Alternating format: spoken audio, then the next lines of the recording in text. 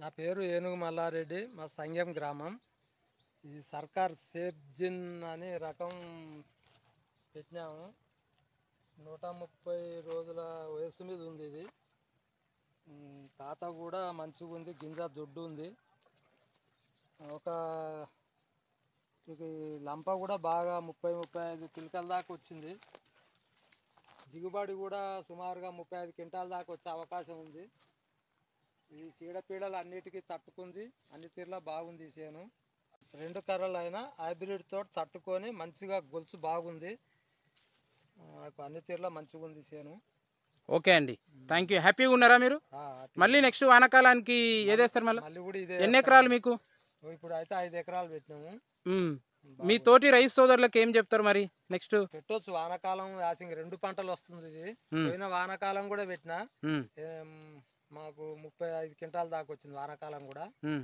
ఇక అందుకే మళ్ళా పెట్టిన, ఇప్పుడు కూడా బాగుంది. 2 పంటలు పెట్టినాయి ఈ సంవత్సరం. ఓకే అండి, థ్యాంక్ యూ.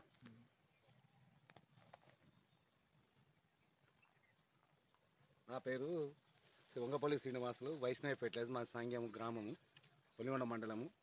ఈ ఏనుగు మల్లారెడ్డి అనే రైతుకు నేను సర్కార్ అనే రీసెర్చ్ ప్యాడ్ ఇచ్చాను. ఇది హైబ్రిడ్తో పాటు పంట వానాకాలము హైబ్రిడ్తో పాటు 35 క్వింటాలు వచ్చింది.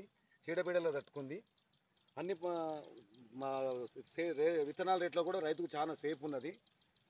అగ్గి తెగులు, పొడ తెగులు, పాంపొడ తెగులు ఇవన్నింటి తట్టుకొని, బీపీహెచ్ని కూడా తట్టుకొని రైతుకు శ్రేయస్కరంగా పంట వస్తున్నది. ఇది పిలకలు 25 నుంచి 30 వరకు పిలకలు ఉన్నాయి.